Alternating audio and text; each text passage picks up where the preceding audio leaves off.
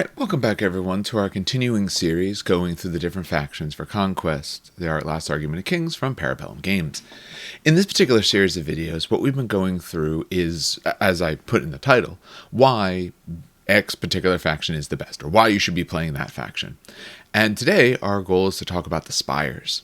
So, if that happens to be the first video of these that you've watched, let me just do a brief breakdown of what we're going to discuss here. We're going to start with a little bit of the lore related to them. We're going to then get into the rules for the army themselves, and that lore part also talks about the factions. We get into the rules a bit. We talk about playstyles, so we'll take a look at just considering some of the models and options as I see them at least. We'll talk about why you should be playing them, and then, as importantly, why you shouldn't, why there might be a good reason why they're just not the right army for you. So, if you've watched the other ones, it's a similar exact way we've done those. If you haven't watched any of these before, I have so far done them related to Old Dominion as well as Nords. The Old Dominion one's a good bit older, but I'm trying to get back into doing these because I do like doing them. I just got a little crazy with some other things instead. So, if you are enjoying these, we have, all the information down below, of course. If you're listening to the podcatcher, then if you go on YouTube, we have all that as well. I do this on both. I will explain things in case someone is listening rather than watching as we go through. But otherwise, you do get a bit more if you're watching because we'll actually look at the army list and stuff like that in the builder. If you are enjoying this sort of content, likes, comments, subscribes, all that kind of stuff really helps. We also do have a affiliate code with Parabellum Games. I always put it in show notes. So if you are looking at this or anything else, you don't have a local store that you're buying from, say you're just buying online, and you want to save 10% and help us out as well, that's there for you guys. All right, so at this point then, let's get in and talk a little bit about the Spires and their lore. So, for the Spires, the big key is these guys are actually, for all intents and purposes, aliens.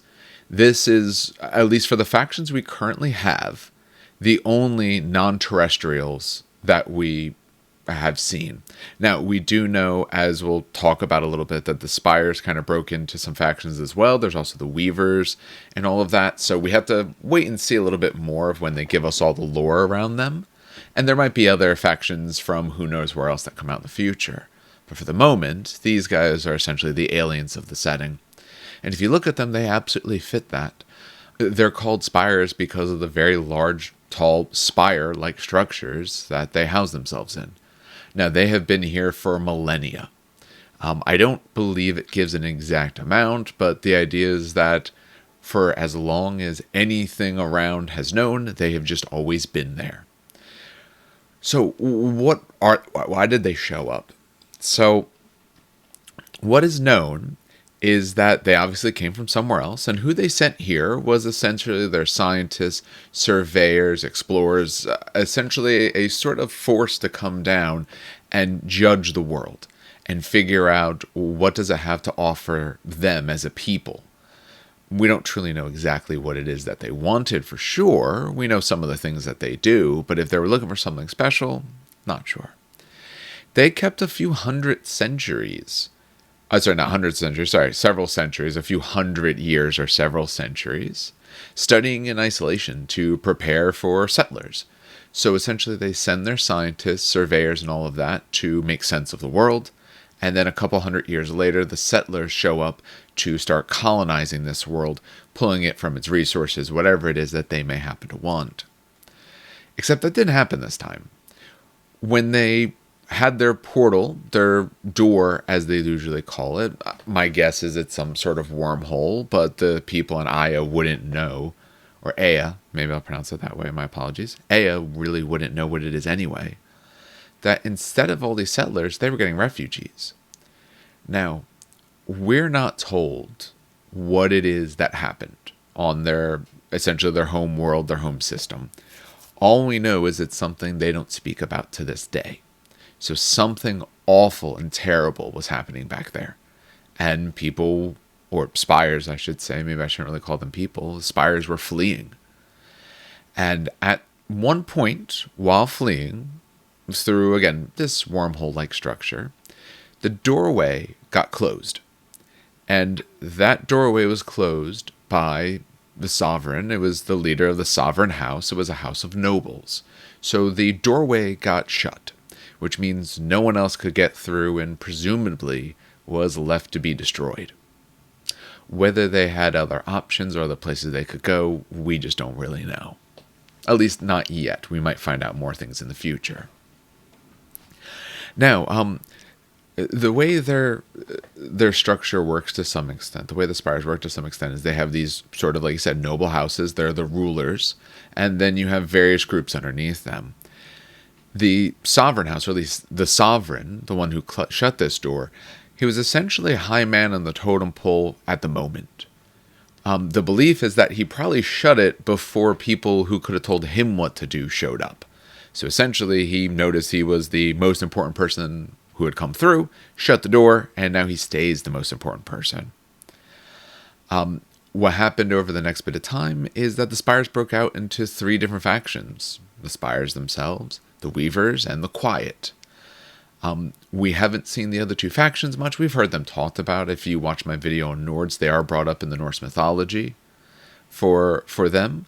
But the Quiet, as far as I'm aware, we haven't seen too much with, at least not currently. And I know for the game itself, they have quite a few more factions they want to get through. So we're likely to see something about them in the future.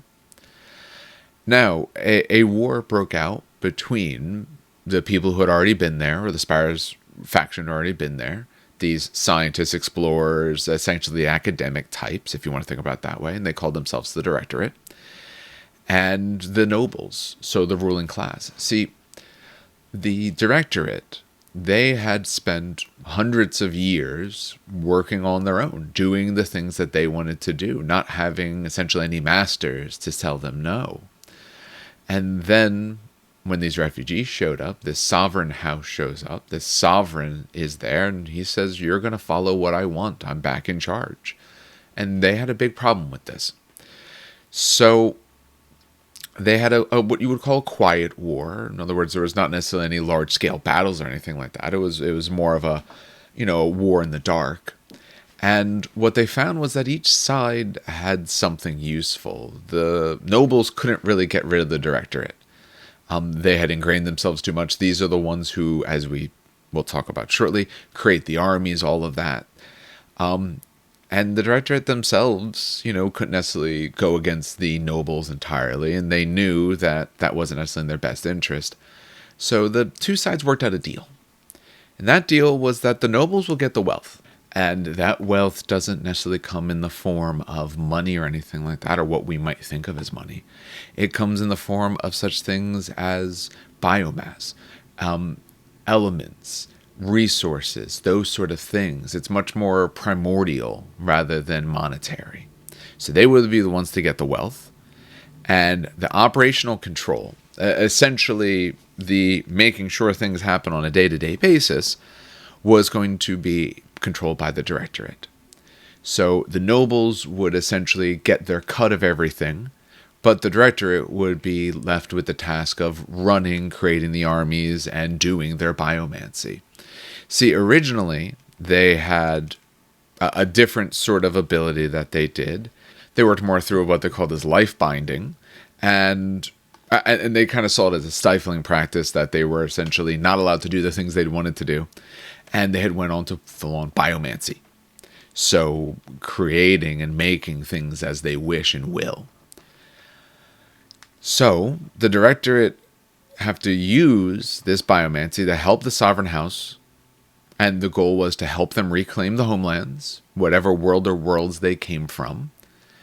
That was the nobles gaining all their wealth. And in return, when they were in the position, the nobles, to go back and claim their homeworld, that they would leave and the Directorate would have Aya. So they would then be able to rule it without this ruling class being there. For this, it also does mean, as we'll get into, that there's obviously some smaller deals put between the 2, but we'll get into that when we talk about the factions. So what do the Spires do then? They take these biomass, these resources, these minerals, and all the other things that they can get, and they use that to create their armies using this biomancy. Part of the control they put through that is also through pheromancy, so pheromones and all of that. And we'll talk a little bit more about that when we get to the Underspire. But essentially, they create their armies. They have great cloning pits and and creation and wombs and all these sorts of things to be able to make their armies and anything else they need. If they need something to fit a job, they just create that thing. So let's talk about the factions then for this. You have the sovereign lineages. So these are the nobles of the sovereign house, the ruling house, the only noble house that is on Ea. I know I keep going back and forth between I and Ea. Ea is what I should be saying, but every now and then I slip. So I do apologize for that. It says it's ruled over by the sovereign, by essentially their leader. Their goal is to reclaim the homelands, to reclaim the worlds that they lost to whatever horror it was that took it from them. And one way they do this is they use the directorate for pet projects over these various millennia to be able to create the strongest warriors they can. So they might fund particular research from certain parts of the directorate to make them something that fits a specification. And then they might have them battle against other parts that the sovereign lineages have. So my champion will fight your champion to see who is better. And whoever is better, now we know something. And now we can make more of that. It actually, I didn't go through and play it, but this reminds me a bit of like Callisto Protocol. Because there's a part in there where you're fighting essentially a genetically modified thing and trying to see who is better. Try not to make it too much of a spoiler there, but the game really wasn't that good, so it's okay. So you essentially have the noble house and all of their machinations and plans. Another spot you have is the directorate. The director, again, these are the scientists. And the idea is these are the scientists with their reins removed. Their goal is to be able to do whatever they want. No, science without boundary, without check. Like I said, they used to do this practice called life binding, and now they've turned to full-on biomancy. And their resource, the big problem is, though, they're resource poor. So they don't have the biomass at hand. They don't have all the other things they need to do their work. They are lacking some of these resources, minerals, whatever these things are. So they do rely upon the lineages for these materials. So the lineages essentially provide the raw materials. The directorate then can do what they want with the materials, including these pet projects. The other part of this is the underspire. So the spires go exceptionally tall into the air and largely also underground as well. They have whole networks of tubes and wires and all sorts of bits. There's a lot to this underspire portion. The way they talk about it almost sounds like they're connected to each other. These spires dot the landscape. I don't know if that's true, but they kind of make it sound that way. The idea is this is the lifeblood of the spire. This is where your clone pits and all of that come from. This is where essentially you get what we call the spires, other than the leadership.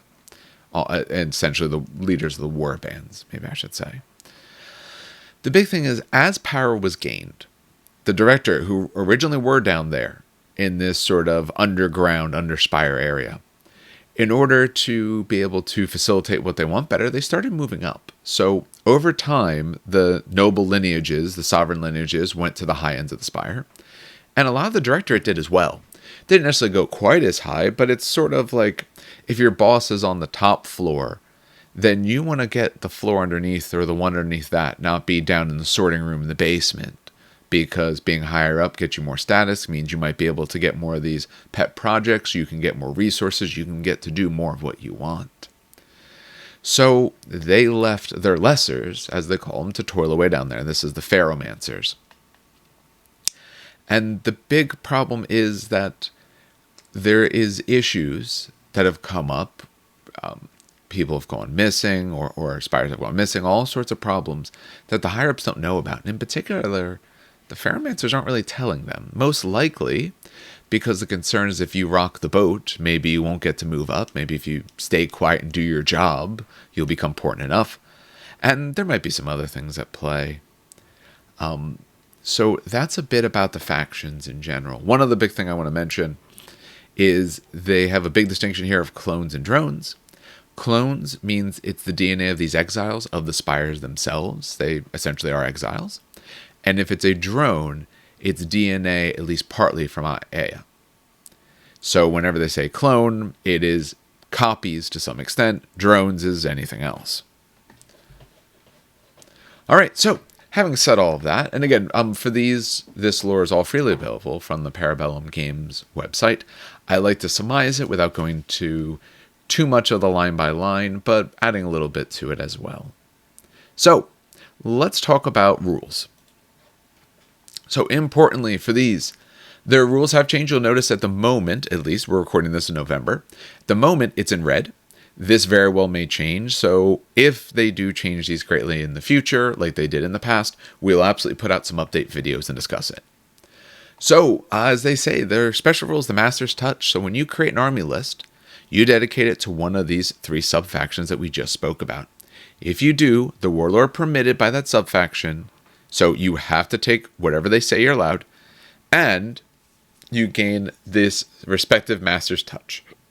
So essentially, now you can take other factions to this or other bits, and you can take models that say, like the first one, Sovereign Lineage has to be Lineage Highborn or High Clone Executor. That doesn't mean you're not allowed to take other people, just one of them has to be your warlord, so it essentially declares your warlord trait for you. And the other key feature is the gain, depending on how it's worded, isn't just related to them. So you can still take Biomancers if you want and take the units that Biomancers are allowed. Of particular interest, we'll get to this later, but they have the Siegebreaker coming out. The Lineage Highborn is the only one who takes that.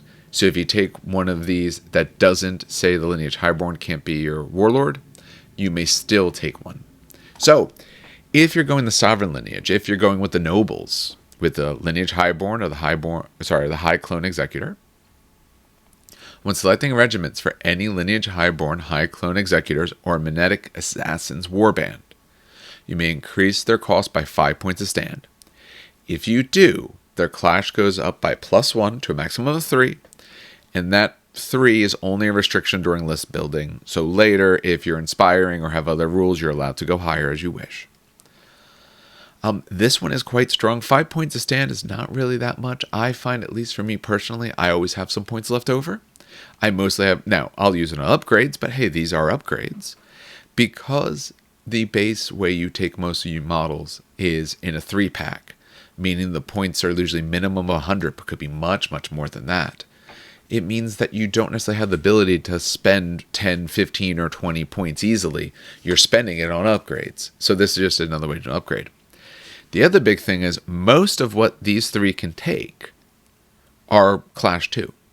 In general, this is an army that has most of its things at Clash 2, or potentially some of them were looking at certain types of drones at even Clash 1 or bad numbers like that. So most of what you take, you're able to do this. Now, you do need them as part of their warbands. So this is going to discount some units. But luckily, some of the ones it discounts, one, you don't have to spend it for everyone in the warband. You can spend it as you wish. But the other key feature is some of the ones it discludes are some of the ones that would be higher anyway. So if you want your individual units to be a bit better, great option. Well, the other thing you have to consider is what their warlord traits then have to be, and we'll discuss a little bit of those when we talk about playstyles. The other option is the scientists and all those types. You could play the directorate. You have to take either a Biomancer or another High Clone Executor. They have to be your warlord, one or the other. And this is personalized epigenetic triggers. While this warlord is on the battlefield, all regiments in your army gain the Burnout Draw event. However, only one regiment may resolve that event each round. If they already have Burnout, then you as part of it ignores this limitation. So in other words, if you already have Burnout, you're allowed to use your Burnout. But otherwise, maybe that's the best way to put it, one other unit in the army gets to do Burnout. So, a few things there. One, I want to talk about what epigenetics is, because this actually I had to look up. I did not know this. And actually, I pulled up a thing from, if it will show, there it is. This is related to some studies that are being done or discussions being done at Harvard University. It talks a little bit about what is epigenetics and the basis of this. And now, I'm not a geneticist, so I don't want to say definitive ththings here. Essentially what it means is this is the nature versus nurture kind of idea. So it's ways that your DNA gets affected, or your genes get affected that aren't from DNA. So we know, based off of things, certain genes end up being more prominent for people than others. And this is a way to study why does that happen? Because it's not happening from your DNA. Your DNA isn't forcing some genes to go to the forefront. So that's in essence what we're looking at. So when they talk about these biomancers, there we go, essentially they're forcing forward certain traits. Now, to talk about what burnout is. For burnout, you get +1 to your clash and +2 to your march. You also get decay. There's decay. So, as it says for decay, at the end of the regiment's deactivation step, so when they're done, for every stand, you roll that many dice. And for a 5 or a 6, my apologies, not a 6, a 5 or a 6, you take a wound. Does not cause morale tests. And there can be several instances, all those values do get put together. Sorry, it was one of its, I was thinking about going over certain types of terrain. They add more. So it's essential on 5s and 6s, you take wounds. So that's what decay is. So you get an extra clash, you get extra move for one of your units, but then they start taking some damage. Like I said, as we're going to look at this army, there's several units that already have burnout. We'll discuss it when we talk about a more themed force here. Last special rule is the under Spire, which obviously you have to take a Ferromancer for this. And this is the Unnumbered Menagerie. While that Warlord is on the battlefield, so pay attention to this. This is one of the few that doesn't occur at all times. A lot of them have started to do that. While they're on the battlefield, your Force-Grown drones, your Onslaught drones, your Brute drones, and the Strix regiments in the army gain the Regen 4 special, essentially draw event special rule. So when they draw their card, they get to heal up 4 wounds, which can bring back stands as long as you're bringing back at least half. So these are the main things that they're making way down there, the drones, the things based off of a DNA, and they can start bringing them back. All right, so to discuss this, what matters now is we want to talk a little bit about some playstyles, and that'll help us kind of flush out what these 3 different groups are. So if you're listening, I am going to be pulling up and looking through the Army Builder. We'll be discussing it as well, but the Army Builder will be here to be able to talk about, and I'll resize the window as necessary. For this, actually, we will need. All right, brief pause there for anyone who is watching it, just so I could resize the window. All right, so as always, I try to break down a little bit of what I see as playstyles. Now, you very well might see different ones. If you do, please leave comments. I love to hear from people who play these armies, what ways they play them, what ideas they like, things they don't like, all of that. I will say, though, I try to keep most of the discussion to units that are currently out or about to come out, because we don't have a time frame for some of the others. Like, they have the Desolation drones and beasts. We don't know when they're going to arrive. Now, if you're playing a friendly game, proxy everything. Who cares? But because that could be a thing, or I do play events of this, I try to steer more towards what is out. However, they have plenty of options that are actually out. So for playstyles, I wrote down essentially 3, and this is what I kind of see as those. The first one I called the Undying Legion. So for this, Underspire works really well for this. That's one very good option, because the Underspire lets you get Regen 4 on a lot of your drone units. Now, that does mean you'll want to take drone units, but nothing wrong with that. If we take a look at, say, our Ferromancer, we'll have here. What's good then, of course, if that is your Warlord, which if you're doing Underspire has to be, that means you get the Supremacy ability of Suppress Survival Instincts. And for this one, it's not as useful as some of the others, but your units tend to have a good bit of healing. But it means that you get to reroll your failed resolve tests. And it's always considered to be active if they're within 12 of this character. So if you're stacking things close, their resolve in this army tends to be the better of the stat. So their defense usually not as good. Their resolve tends to be a little bit better, at least not in all spots, but in some reasonable places. And even if it's poor, then it's usually they're much reverse. So you have that. The other option there for your leader, if you didn't want to do it that way, you could take anyone else.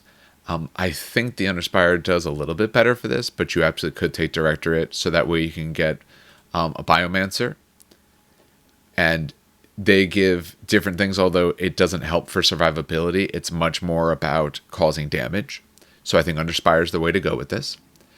Few other things you get in there. I do like taking the Biomancer, because his special rule of Men Flesh means you target a friendly regiment within 8 inches, and they heal 2 wounds. So there's a way to heal more. Every regiment's restricted to 1, but remember, you're allowed to take up to 2 of each of these characters. So you could actually take 2 Biomancers. I think you're being led by a Ferromancer for sure. So the point of this is that you can get a lot of healing. Another way you can get it, you can get Biotic Renewal Mutation. So one of the mutations, let's get to that particular mutation. Where is it? My apologies. It takes me a second to find this because there's a lot of little pieces. There it is. Biotic Wellspring for 20 points. Has to be a Ferromancer who takes this. You get the Biotic Renewal Draw event. As I said, you roll D6. The regiment heals a number of wounds equal to the result. If they're not infantry, then you get a D3. So you get that particular mutation that then you can use. So there's a lot of different ways for these guys to do healing. I've played against this before, and like I said, this is a draw event. So when they go, you get to heal. In general, when the units go, they get to heal. You can have some healing from your Biomancers. Some of these units have other ways, other stackables. When we talk about other things you can get, you don't necessarily get a whole lot of other healing in some of these units, but you do get useful rules, things like Lethal Demise. Lethal Demise means you take as many wounds as I took when we're in close combat. And then say something like this, Strix, that's one of the units that you can heal up. So notice, their stats, their resolve is 1, their defense is 1. Neither is really that great. You will get to reroll those resolves of 1. Great, you might make 1. But for every bit of damage that I take, you take, and I have reliable healing. Now, I need to make sure I survive it. This sort of healing list, it does require that you live long enough. So the units that you heal the best tend to be the units with, surprise, surprise, some of the worst stats. So that does mean when you're doing these sorts of things that you do want to make sure, or if we take a look at, say, those onslaught drones, hey, resolve 2, defense 2, they naturally have burnout, so they can bump themselves up. They have Linebreaker, Witch's Gate, all of that. Catabolic Node, that's a way for an explosion to occur in close combat, and you take one of the dice, the other person takes both dice, kind of things. So you have ways in these to either not have great stats or to hurt yourself. And here's a great way to start getting units back. There is some other ways to heal, of course, as well, but I kind of see that as one of these options here. So you could play it where your goal is to survive.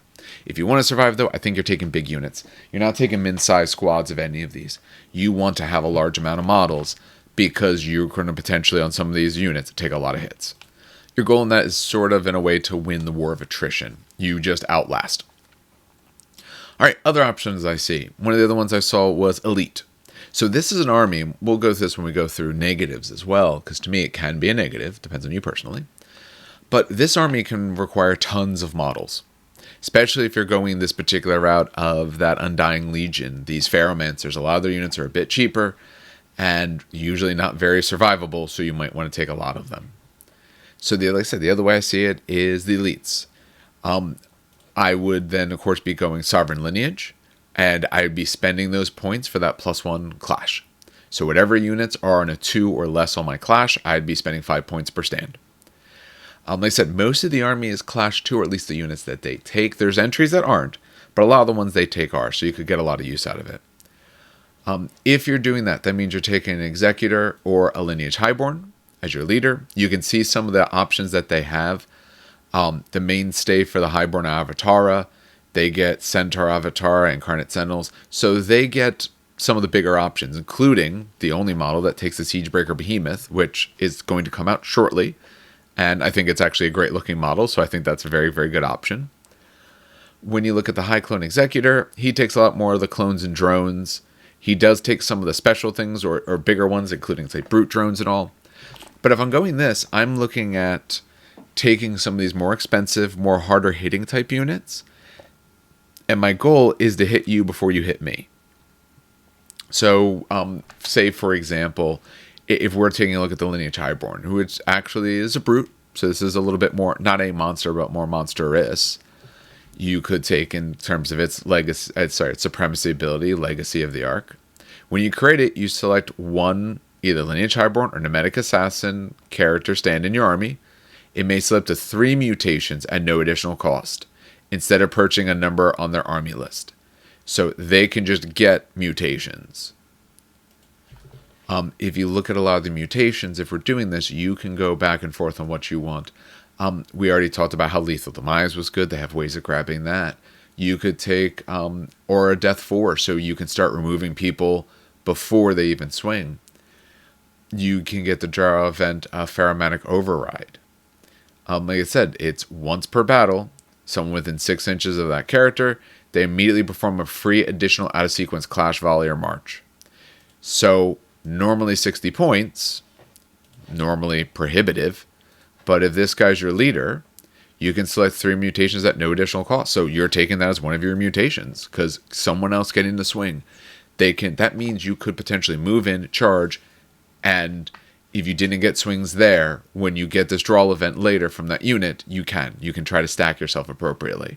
Or if they're already stuck in and the enemy hasn't gone yet, so you got in, got your hits in, I can now have this unit swing again before you get to go. As we're going to see, survivability can be one of the faction's more difficult things. What I would do for this is I would look for anything that is either specifically for him or the more expensive stuff. Look at the things that cost a lot. Like I said, that Aura Death, it's 35 points. He would get it for free. So you want to look for those sort of things. Where can you really get some good uses out of? If you take the High Clone Executor instead, you get Coordinated Assault.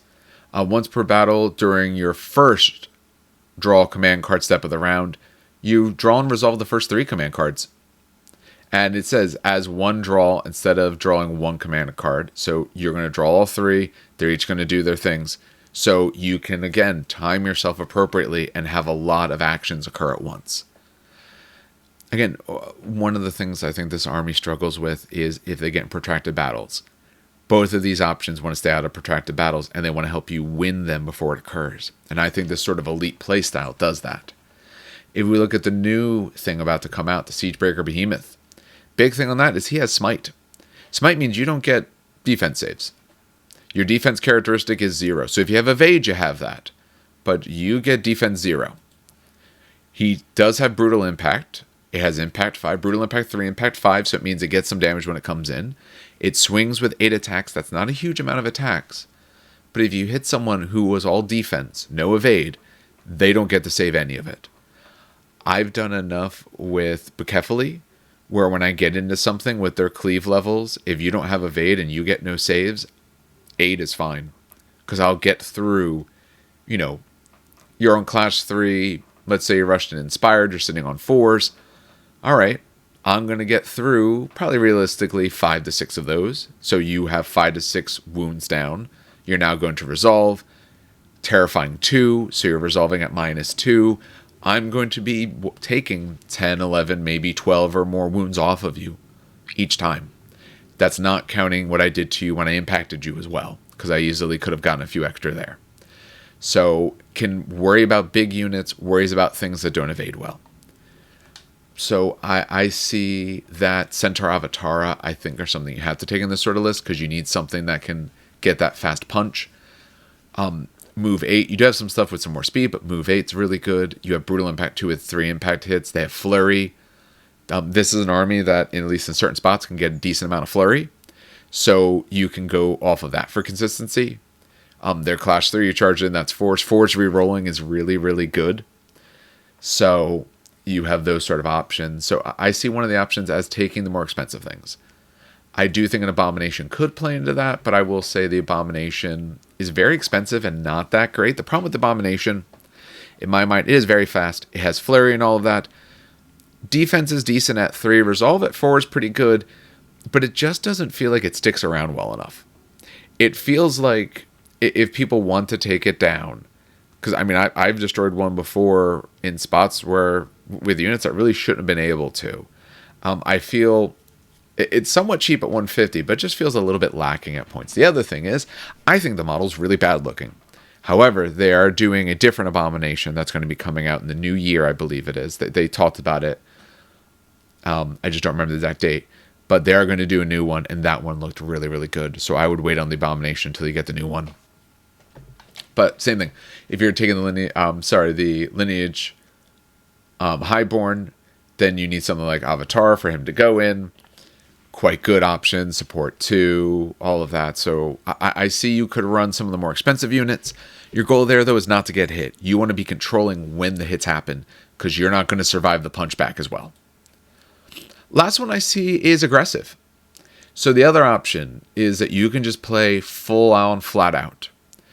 For this, I see taking Directorate for Burnout, because Burnout's going to give you more move, and it's going to give you better clash. Again, it's only on one unit, but you do have some other ones that already have it. We looked at those Onslaught drones. Onslaught drones already have Burnout.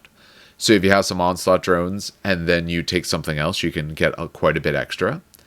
Remember, you can take the Biomancer as your leader for that. And we talked a little bit about his Supremacy to go through it a little bit more. Until the end of the round, when you perform a clash with a friendly regiment, if it's an infantry regiment, all stands add +2 to their attacks, and they suffer decay 3. If it's cavalry or brute regiments, they add +3 to their attacks characteristic, and suffer decay 3. So if you're infantry, you get 2 extra attacks.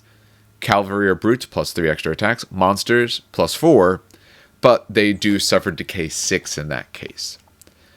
So you can get a lot more out of this. So when you're looking at what he can do here with his... And notice actually his draw event, Biotic Renewal.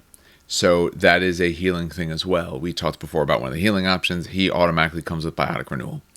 So your units start to decay faster, but they hit a lot harder. So it's very important to get in there, rush in, do this damage. Like I said, you get more burnout, adds more to the decay. You have this provoke instability. You do have, of course, some other biomancies. They always get to do one of the biomancies. So you can always take a look and see what sort of things they do, such as unstable enhancement. You draw your next command card. If that regiment is within 12 inches, it acts immediately and adds +2 to its march and +1 to its clash or volley. And then they start to decay. So this is a force that's going to win early or lose very, very bad. When I look at things... Like I said, the Directorate to get this Burnout, I think is big. Onslaught drones who already have Burnout. The Centaur, I think the Centaur Avatara for the fact that they have Flurry, and this is a unit that could really benefit from getting these extra attacks. I think the same thing if you take that Siegebreaker Behemoth, giving him some extra attacks is huge. He will then get through whatever unit you want to throw him at. I like the look of either the Vanguard Clone Infiltrators or the Marksman, because I think this is the sort of list that does want some ranged as well, because you want to be able to hit people early. The Vanguard Clone Infiltrators are light. They're 14 inches, so they're shorter, but they get in the field faster with Barrage 5. They also have Fluid Formation and Vanguard, so they can realistically start shooting turn 2. Or you have the Marksman Clones, 22-inch shot. They do have Arcing Fire, so if they aim, they don't care about anything that intervenes. They essentially can take their shots anyway. They won't get the +1 from the aim, but they can take their shots. And they also have Barrage 5. So I see this as sort of a list where you're raining fire down the enemies as everything else rushes forward to hit them all at once. The other big thing this sort of build would want, this aggressive build, is those catabolic nodes. There is quite a few units who can take catabolic nodes, like force-grown drones and all. Catabolic nodes, when you declare that clash, so you have to be declaring a clash, before it happens, you roll 2d6. One enemy will take the combination of both those dice. You take the die from the higher. So you take 1 dice, they take 2. And they do talk about, well, then that one's removed from the command stand. So it cannot be restored back once it's been removed. So it's a once per game thing. But they tend to be 20 or so points, so I think that's a good upgrade in some of these.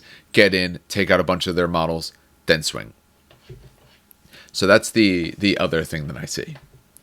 For how to start, this will be really fast, because I think the best way to start these guys, and really about the only way to start these guys currently, if we take a look at it, at least while it's the Christmas season, because it is currently getting close to the Christmas season, not quite there yet, but hey, close enough. They do have these supercharged holiday deals. The nice part about this deal is, for the cost of the normal box, you get an extra box of something else. So the normal starter set is 3 brute drones, 12 either bound clones or onslaught drones. You can build them for either kit.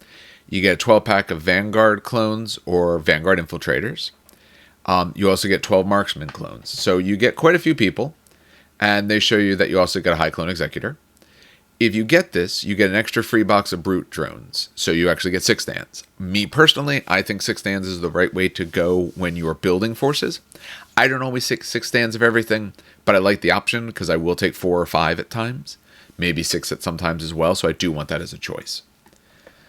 If you do that, like I said, right now you're saving, at least US-wise, saving about $50. And if you want to use our affiliate code, which is linked below, you save a further 10% on that. So you can save money just by buying stuff. Beyond that, where do I go from there? Me personally, I am looking for that Siegebreaker Behemoth when he comes out shortly. They have him already up for pre-order. And to take him, you need a Lineage Highborn, so I would be grabbing a Lineage Highborn. But I think Lineage Highborn is quite good because he can go into your Avatar units and all of that. I do think there's some good options there. I think this is an army where I think you really do have to consider your playstyle, because you have some units that are very... maybe the nice way to put this is expendable. When you look at a lot of your drones, you are probably taking quite a few drones. You're potentially taking very large units of them, and you're going to lose them quite quickly. And you have ways to get them back. You have biotic renewals. You have ways to put models on the table. But you're going to be a little bit more mass type there if you're taking like the Strix. You can get much more specialized with some of these more expensive units, brute drones and things like that. But I do think here you have to decide what you want. Off of that base box, the next thing I would probably do, I would be looking at something big. I would be maybe looking, if I didn't want to go the Siegebreaker Behemoth, I would probably be looking at maybe the Centaur Avatara. When you take a look at your options there, because it did have a high clone executor in there, he doesn't take them. So I would branch out personally into one of the others. If we're looking for them in particular, or let's say if you want to go towards Ferromancers, I would take brutes. Otherwise, what is it? It would be, who takes them? The Lineage Highborn. So either way, actually, either way, I'm grabbing a Lineage Highborn. That's what I want. That's where I would go next, and then I would grab a unit that you want to put with him. That's how I would expand out that box. The other thing I would expand out is whichever of the base type things you want to take. If you're taking certain drones or certain clones, say Vanguard clones or anything like that, I would buy another box of those sort of things. Because you're going to either want the bodies for your units, because a 3-pack of some of these guys on 4 wounds each with a save of, say, 1 if you're taking base drones, that's not going to last very long, so you're going to need more. So, that part was pretty quick. Let's get into why to play them then. So for why to play these guys, 1, they're very alien. 1, we did say they are aliens, but the other nice part of that is they have a very different look overall and a very alien look in a lot of ways. We didn't get through this in the lore. Maybe I should have said this a little more, and I'll say it now. The way that they work is they create you for a purpose, and they create you in the way that you need to be for that purpose. So they specifically talk about, for some of them, they talk about, I believe it's for the base drones. If found it, my apologies. I paused there for a moment because I can't remember which unit. If you actually look at the force-grown drones, so if you're watching, I'll pull them up here. If you take a look, if you actually zoom in on their faces, there's actually like bandages and things like that on some of them. They create you for your purpose. So for those drones, you would think, based off of what they do to them, they're kind of a failed experiment. It's like, no, they're exactly what they want them to be. They have bandages and all on their faces because they're coated in antiseptics and things like that, because they don't have an immune system. Because giving them an immune system would slow them down. They, in essence, really aren't given much of a stomach, if anything. They're able to ingest a paste. That's about it. Because, again, that would slow them down. Why do they need it? If we know we're putting you out there and in a few weeks you're going to be gone anyway, I don't need to give you all these extras. You only need an immune system. You have an immune system now because you try to survive for a while. They don't have them survive. That's not their concern. So, it's a very alien sort of idea. It's a very oddly designed sort of idea. So they do have that sort of otherworldly factor. I think that's a big thing. One of the options, the other reasons to play these guys is customization. They have some of the most customized bits just because of all these various mutations. Now, that's not to say other factions can't customize things, but they have tons of mutations. They have tons of powers on different things. When you looked at some of their leader abilities, hey, if you take that lineage highborn, because you're taking the sovereign lineages, well, I can start tweaking out those units. There's a lot of options and variability you can do here. So you can take sort of a base list and decide, am I going to throw extra points into this? Am I going to be taking these upgrades instead? Like I said, later I want to do a more built out what you can do with all of these, where we're really going to deep dive into some of the options. But you can really play up a lot of the healing. You can play up a lot of that catalytic damage. You can play up a lot of different things, a lot of varied styles here. The other big key feature I see is their very aggressive playstyle. These are guys that want to get in there fast. Your survivability is a bit lacking on not all the units, but on a good amount of your units, at least a lot of your base units. So if you like to be aggressive, if you like to take the fight to them, this is a great faction for you. For why not to? One, they have the same problem that the 100 Kingdoms does, and that early on, the models in this game just did not look good. This is a very early faction, so some of these models are nice looking, or very good looking. Siegebreaker Behemoth looks great. But some of the early ones, when you look at those force-grown drones, they do not look that good. They don't go together that well. I've heard stories of people telling me that it is a challenge to work with. So you do have quite a dichotomy in what you have model-wise. Some of your models are going to look really nice, and some of them just aren't. I do feel part of it is their paint schemes. I'm not a big fan of the white or off-white. Me personally, I would go with something else. But even on some of those early ones, force-grown drones, there's only so much you can do. There's only so much lipstick you can put on a pig. This is a faction that either wins early or just doesn't win. They're an early game faction. So Nords were early game because their goal was to score early. At least the way I play them. Score early, get some damages in, and hope that's enough to win out. I see these guys as needing to get in and destroy someone fast because they don't survive the punchback. At least for the last time that I played against Spires, I found that, they can do some good things, but if I just get my swings in, some of their units can just melt. Or if I get to control the timing. And as they start going down, you start losing your power very quickly. So you have all this biotic renewal, all this way to heal wounds, but if I get through it, if I break you and then you're not allowed to heal, your unit's not going to stand up to my attacks. Your unit's on bad defense, okay resolves just because of the number of stands that you have, probably almost no evade if you have any at all. So if I have any cleave, I'm just getting right through you, or maybe you're on an evade 1. So I find that if you want to play the protracted game, if you really want to be there at the end, this is not a faction that does that well. This faction either wins early and wins big, or I think they can really suffer. And the other potential downside is that they can be very much a horde army. If you're taking these drones and base clones, these infantry models, you're going to probably need a lot of them. They do have the big units. Don't get me wrong, you can take a lot of brutes and monsters and those sort of things, but your base guys, you're not going to be taking 3-packs. I know right now when I run my old Dominion, I do run some models as 3-packs, some regular infantry as 3-packs. I wouldn't do that with a lot of these drone units or a lot of these clone units because there's just not enough of it. They're going to get wiped out too early, which means I need 4, maybe 5 bases. And I'm still not even paying that much, depending on which units. But that means that's more to paint and more to paint. And some of them you're not going to necessarily be that inspired to paint because they're not great looking models. Some of the later stuff is absolutely beautiful, but some of the early stuff is a little rough. And that happens. The same reason, like I said, I talk about the Abomination. I don't like it at all. That's one of the things currently that would keep me away from this faction. I really do like them. I like the idea that they do. I like the overall look. But a few of the models are just no. Just way too no to me.